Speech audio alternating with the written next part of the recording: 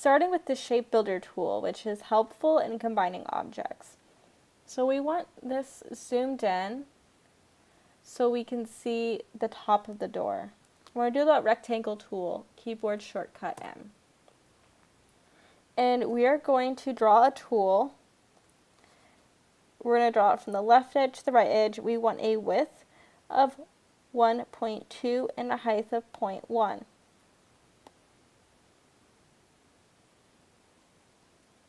Perfect. And I'll make this color a little darker. And then I'm going to move it where it should intersect right about there. I also want it to be centered. And it wants you to work on this in the outline view. If we look in the outline view, we can see it through here, but we can go back to preview and it should just be fine. It kind of helps us guide where everything should be. Actually, you know what? I'm going to move this up to here in the center. That's where it belongs. So you have the sphere, a long rectangle, and a tall one. I'm going to go down to preview. So we're going to pull up this shape builder tool, and it looks like kind of two little clouds with an arrow. And in mine, it's right under this weird mustache on the left of these weird book-looking things. I call these tools the wrong names all the time. I'll get them eventually. I'm going to pull up this shape builder tool. Now I can't do anything because nothing is selected, so actually I'm going to pull up here and select multiple shapes. I'm just holding down Shift while I select with the selection tool the sphere, the rectangle, and the door. And I'm going to pull back to that shape builder tool. And this is going to blend these shapes together. So I have all these shapes that are disjointed, and the shape builder tool is going to pull them together. So as you can see, it kind of changes the highlight where I move my cursor. So I'm going to take the bottom part of that ellipse, drag down. As you can see, those little dots kind of pull over, and it makes it into one shape. It changed the color, which I can adjust later. It's not a big deal. But that's the final shape. It made it a bit bigger. It helps me align things other. Now the next part is I'm going to kind of take apart this, so it's going to be a top part of the door. It's going to be the window and then the door. So to do this, I'm going to hold down my Option key or Alt and make sure each little part is held down while I drag. I'm holding down Option while I'm doing it, and once I release it, took it away. I'm going to do that again. Command Z, hold down Option, click, and I'm dragging. And this little tiny part right here, making sure I'm hitting that. Boom, and now I have selected and shrunk that.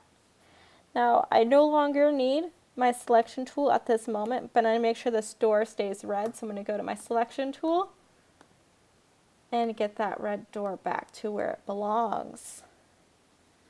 And what we're going to do is we're going to say Command S, save our progress. And what we're going to do is put kind of a cool star effect for our window. So if this is going to take some time, so you may want to get a sip of water. We're going to pull up our star tool in our shapes panel down to star. And the star tool is really cool. I'm going to zoom out a little and kind of go to this artboard to play around with it. I'm going to hit D to kind of get to default on my keys. And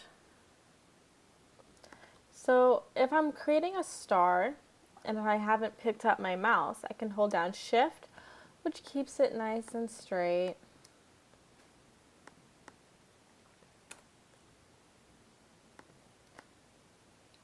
If I hold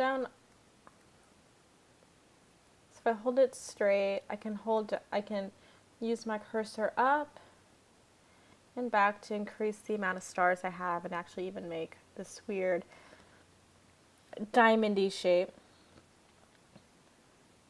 but the book wants us to make a really sharp pointed star. So we're going to hold down Shift and press the up key 5 times. 1, 2, 3, 4, 5. And it wants us to take it down. Take it down to 2.8. Sorry, 0.28. Because we want that center radius to be little, and we want those points to be nice and sharp. And hold down Command to about 1.3.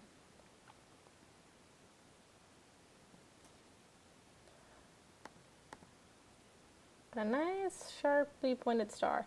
Now we did it on the other artboard, and we're just going to drag it over.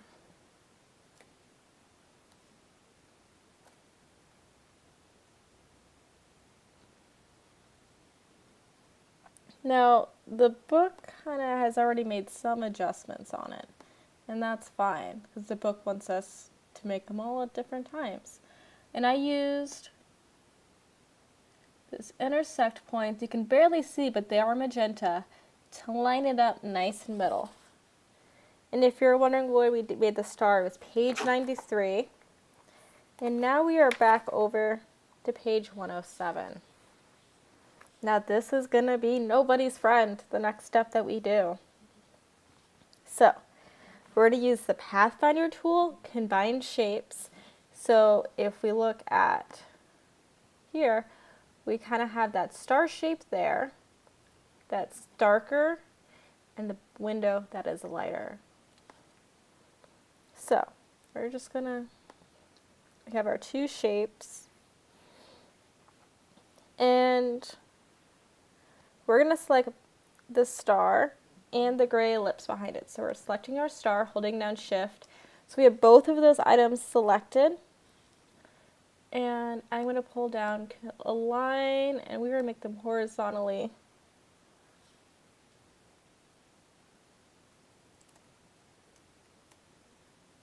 Nope, we don't want that. Align to selection. So they're aligned together. And what we're going to do is we're going to open up our Pathfinder. Window, Pathfinder. And this brings up this panel right here. And what we're going to press is minus front. But before we do that, we need to make a compound shape where it overlaps both outlines. We don't want to lose those outlines. So we're going to hold down Option or Alt, and then this right here, minus front, and it took the front back. Now if I deselect, I can select just the window, and I can see the compound shape behind it that we've created. So what we're going to do is we're going to isolate. And remember, some people get stuck in that isolation mode, so we're going to double click. So what we're going to do is we jump to preview, and we're going to edit,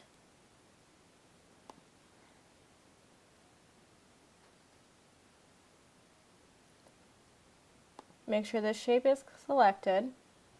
We're going to edit, copy, deselect, escape the isolation mode, edit, paste in back.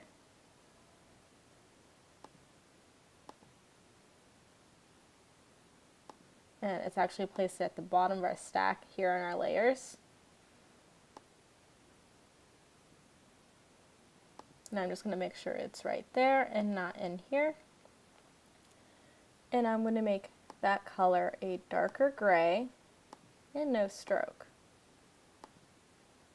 And if you ever get lost, always look in your layers. Remember, you can rearrange, you can drag your layers around or anything, and that has that blue shape in, that's the one we've selected, and we can just kind of drag things around. For this, you're going to have to look in layers, and the book gets a little confusing. So we're going to go back to that compound shape, and we can make sure those are selected.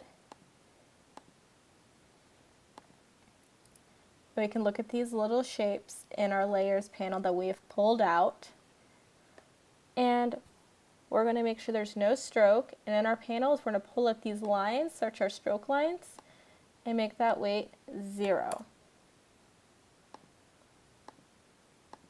And it doesn't look like it worked. So, yes, now you can see that it's 0. We can kind of see through now, but we want to make sure it all works out. And we're going to click expand. So this is what our shape looks like. There's a few edits for a few mistakes, so it may be a little confusing, but try to rewatch and follow along. And if we look back at our end, it looks about the same. So we're going to save our video at our video. We are going to save our home, Command S, before we get started. A tool with some lines, and this is over in page 98. Now, if you were in the classroom with us, you remember that this was nobody's friend. It was very difficult, but we got through.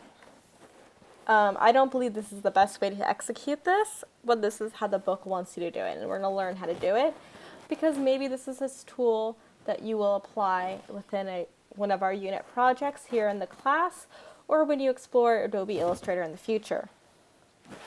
So I'm going to hide my layers and hide my transform panel because I don't need them at the moment. And what we're going to do, it wants us to lock our window. So if we select our window, and we're going to select Shift these two right there. So these two shapes, and we're going to lock them so we don't accidentally move them. So we're going to go to Object, Lock, Selection. So we don't have to worry about them. And we can actually always unlock them. So we're going to pull up the line segment tool because everything's a line, and this is going to be creating a path. Now you could do this with the pen tool, but the line segment's great because it kind of goes straight up and down. So we're going to draw this, and if I need a straight line, I'm just going to hold down Shift and draw down. And now I have a straight line. You'll notice the stroke color is black and the stroke weight is 1. So we're going to pull up the width tool, and this is going to pull the stroke width wider, but still be at a single path. So we're going to pull up this width tool, which is this weird mustache looking one. And we're going to position the pointer over the middle of the line. And you'll notice that the cursor's pointed with the little plus. And we're going to drag to the right, and it's going to kind of make it nice and wide. And we want it, and if we pull it in and out, it changes the sides. And we're going to pull it down to about 1/4 of an inch, and as you can see, the width and the height, the sides are the same, and the width is going to change. The width between those 2 points. Change that width to 1/4, and the halves are both going to be 1/8. And this point and the original, this is our stroke width right there, that line right there. And what we're going to do is we're going to click in the center where the middle of it turns into a tilde, and we're going to hit delete to delete that point. Now the width, that point is still there, and we can play around with it. So I'm going to take my cursor to the top, and I'm going to click and press Option. And as you can see, I'm pulling only one side. And if you look in the textbook, step 7 on page 99, you can see it. And we're going to take this width to about a 1/4 of an inch. And as you can see, it makes a nice mark right there. So as you can see, it kind of makes a triangle, but remember, we are still on one line. As you can see, the modifier that we did allowed us to move one. And what we're going to do is we're going to take the bottom, but the bottom's going to be a bit wider, and it's going to be about 1/3. So holding down Option again, take that to 0.3.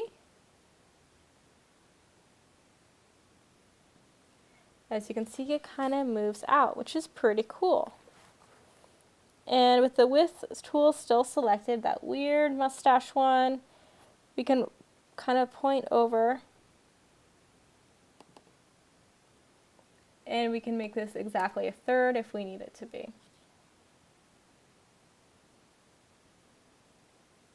And we're going to make side 1, make sure that's 1/3 as well, and make that bottom 0. So it really just kind of makes sure everything's set and edited. And the book kind of talks about proportionates and whatnot. So what we're going to do is we're going to take our pointer till around the center, maybe a little up. You can always play around, and we can see we can pull things out. Now, I'm going to pull it out to here, because it feels about good. The width, probably about 1/6. About that, yeah. And then the next step is we're going to go a little lower to drag another point. As you can see, we're making some different shapes. Now it's kind of getting that curtain shape right here. The width tool, we can press the Shift key and pull it on out to really get shape. Now the book has exacts, but I'm going to let you guys kind of be free and open because you're going to make your own curtains how you want. The book has specific points for it, but I want you guys to kind of get to play around with this tool to really get different shapes. And it talks about different outlines. So right now, we're talking about the outlining of the stroke. Let's Command S to copy.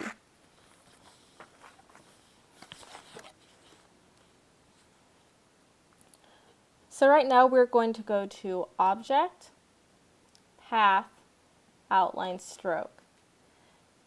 Now, as you can see, we have a fill now instead of a stroke color in our control panel.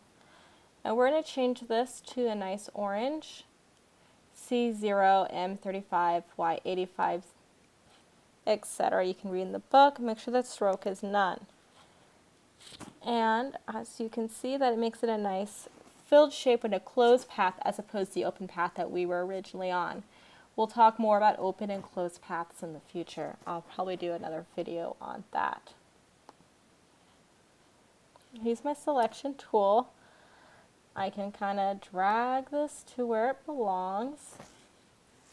I may need to zoom in and nudge it over.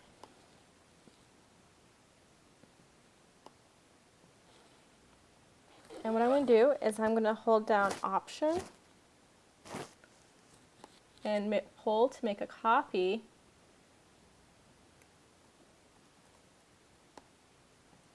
of that shape. And what we're going to need is to open up our transform right here. We're going to go to flip horizontal just to flip that shape. And we're just going to slide it over to the other side. You may need to zoom in to kind of make sure it's where it needs to be. Maybe I need to pull that direct selection tool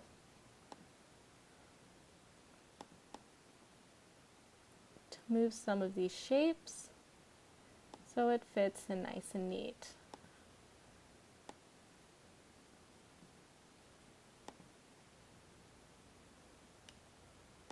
This is kind of overlapping because we weren't really exact, and you can always go back with the selection and direct selection tool to kind of push shapes around. Now I'm making sure I'm I'm just moving anchor points with that direct selection tool.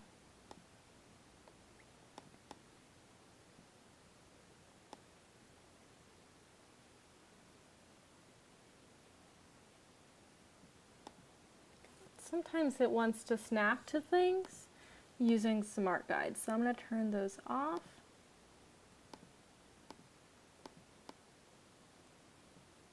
So it doesn't get really wonky.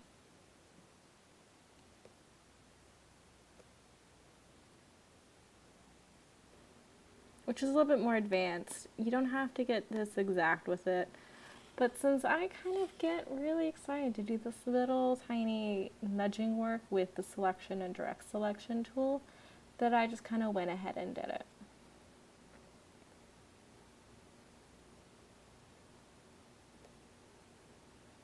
It doesn't have to be exact, but you may, if you're a perfectionist like me, you'll find yourself making these little tiny steps.